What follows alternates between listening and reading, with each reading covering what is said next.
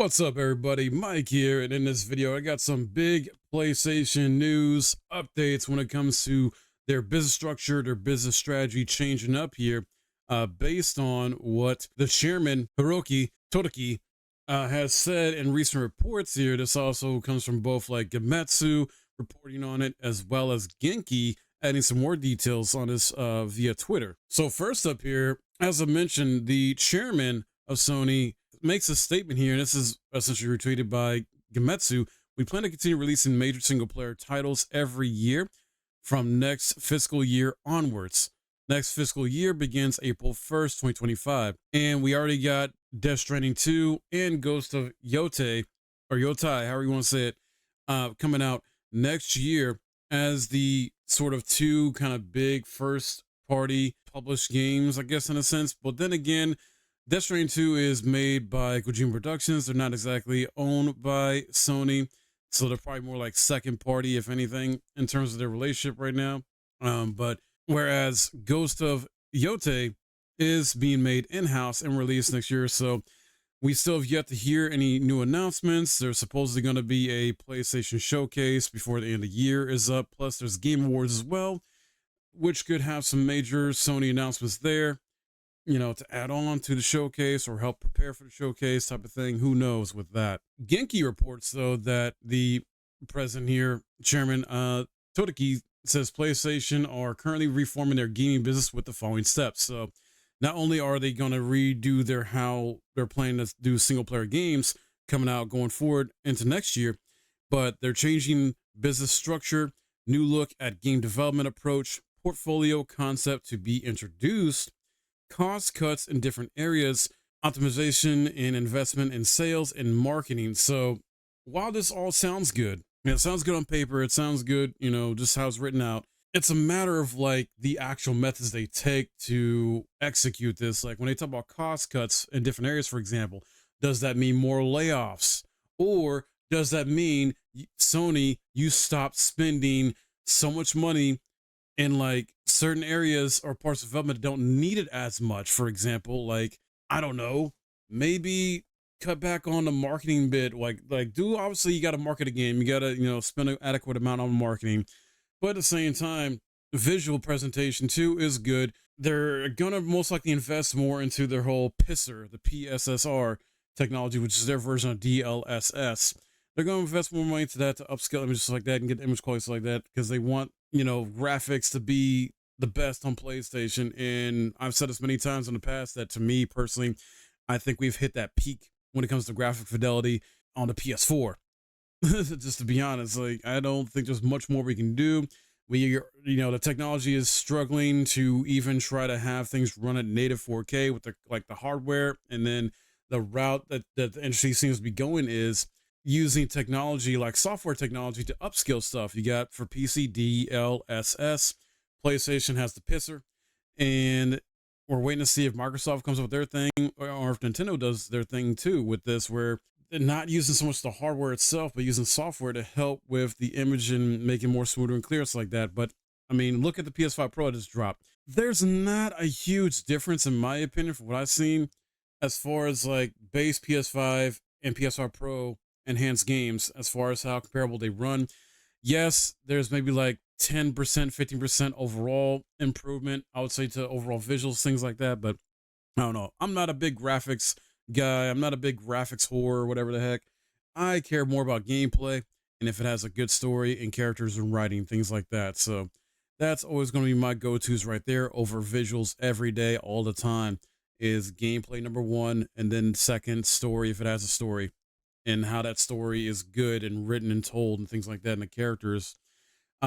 Portfolio concept to be introduced. That's an interesting thing there that he mentioned. So not sure how that's going to really help out per se. I mean, maybe that'll help with, I guess, getting newer ideas in the faces of the higher ups when it comes to game development. Like, hey, we should make a game about this and stuff like that. I don't know. You got Sony trying to do all these live service games, and they're going to be a lot of hit and misses. You had Helldivers 2, which was a success for like 5 to 6 months, and then it dropped off as far as the player counts like that.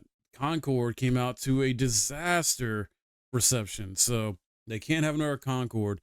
Even though they recouped some of that money from like other game sales, things like that. But yeah, you can't. That's a first party like multiplayer game. You still got all these live service games that are being in development right now, but they've already canceled some. Thankfully, the Last of Us Faction was canceled because I just don't think that was Naughty Dog's wheelhouse anyway. They need to focus on single player games. That's what they're best at overall. Despite my personal opinions on Last of Us Part 2 not being as good as Last of Us Part 1. Not going to get into that here, but I hope their next game, whatever it is better than Last of Us Part 2. The new look at game development approach, I hope, is a more smarter strategy, like, work smarter, not harder type of approach, in the sense where you're cutting costs in a sense where they need to be cut, not spend as much maybe on certain things, like when it comes to the graphic fidelity, but I know they're going to invest in the pisser anyway, like I said earlier. I think they just need to focus on performance, though. I would say from a technical standpoint, a good chunk should be focused on performance for these games, because I know me and a lot of other people are tired of these newer modern games releasing. Not every single one, but a lot of them are releasing with a bunch of technical issues. Now, obviously, no game is without its bugs and glitches. No game is perfect, all right? But these games, a lot more these days, for whatever reason, either because the technology can't keep up, or there's something going on the back end or behind the scenes somewhere, somebody messed up somewhere, where the industry has gotten used to this habit, or whatever you want to call it, of like, yeah, let's release this game and we'll fix it later. Like, no, stop being Bethesda, because that's what Bethesda's notorious for doing. It's like, yeah, we'll release the game and we'll just fix it later, and make it better and polish later on. Like that's not good. And I kind of blame Bethesda for sort of like popularizing this idea of like, oh, we'll just fix it later. Like, not as many game developers did that before, and Bethesda got in the news about it, and it just became a whole mess. And now they're just known for doing that. And it seems like other companies have sort of taken that. And not saying that post updates and patches don't happen to help improve the game. Not saying that improve bug fixes like that, but like the game should be what I'm talking about is mostly polish when it comes to performance. Like, there should not be games released on console or PC at launch that are having huge technical issues, is what I'm talking about when it comes to performance. Can't hold lock frames like 60 FPS, for example, 1080p, things like that, or constantly crashing, or just game breaking bugs consistently over the place, or at least a few on launch. Like, that's just, no, that's not acceptable. Or if it's an online game, server issues consistently where you can't get into matches, you're being kicked out, or things like that. That's what I mean. So we'll have to wait and see what happens with their approach going forward. I don't know. I still think Sony, with them basically being the biggest shark in the video game industry right now, as far as like having the best exclusives, Xbox messed up, Microsoft messed up with their strategy, so Xbox isn't really a big competitor anymore. They're putting more of their games on PlayStation now to make money or recoup some of that money and things like that, even though they're doing really well because they decided to like lay off a bunch of people and things like that. But Sony doesn't have really any much competition at all, and Nintendo's doing its own thing. So Sony, I feel like, is not going to be kept in check like they should or as much, and they're just going to do whatever the hell they want. And I'm worried.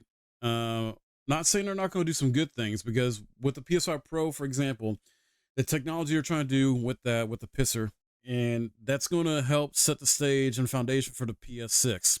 We as consumers are not going to be happy about the price point, because I mentioned before in a previous video, I think that it's going to be an $800 system, if not higher. And I'm talking about the PlayStation 6. And I think the $800 price point is probably going to be for the all digital version.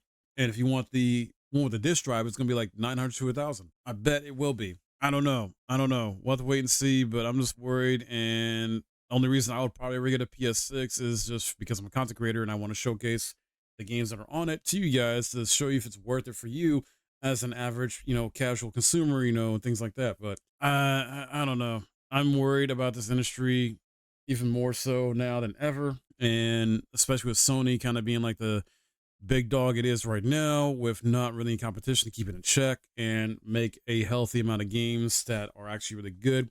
They need to stop playing it too safe, in my opinion, with some of their established franchises. Go back to some of their older franchises, bring them back, maybe Resistance, Killzone, or something else. Bring some of those back that players, fans been wanting them to go back to. I don't know, because Sony's been on this single player, like open world RPG character type games for the longest time now, and I just think they need a shakeup. Now, Astro Bot came out earlier this year and was great. You know, that's got very positive praise and reviews, things like that. That's probably going to be Game of the Year nominated type of quality. You know, so good on them for that, honestly. And that didn't take a lot of money to make. It took like a 3-year development time as well too. And it's not a super long game, but it's like it does great at what it's set out to do, like for what it is. That's what it's supposed to be. But yeah, had to throw that in there. Hopefully we get a Bloodborne remake and Sony stops hating their Bloodborne fans. You know, put that on, get that Bloodborne remake remaster on PS5, get it on PC. Stop hating us Bloodborne fans, Sony, please. All right, I'm gonna keep bringing this up.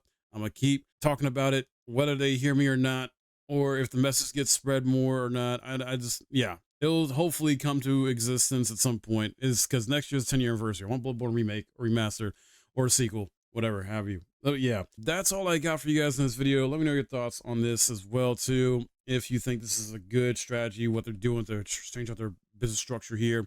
What do you think some of the stuff means as far as what they're doing? Like, how do you think their business structure is going to change? Do you think the cost cutting is going to be bad in different areas or good? You know, optimization and investment in sales and marketing, you think that's going to be a good approach? New look at game development approach as well. Like, what are your thoughts on that? If you feel like what they should be doing from a game development standpoint approach, love to hear from you in the comments below, guys. Sound off. Hope you enjoyed this video. If you did, hit that like, subscribe if you're new. My name's Mike. Thanks for watching.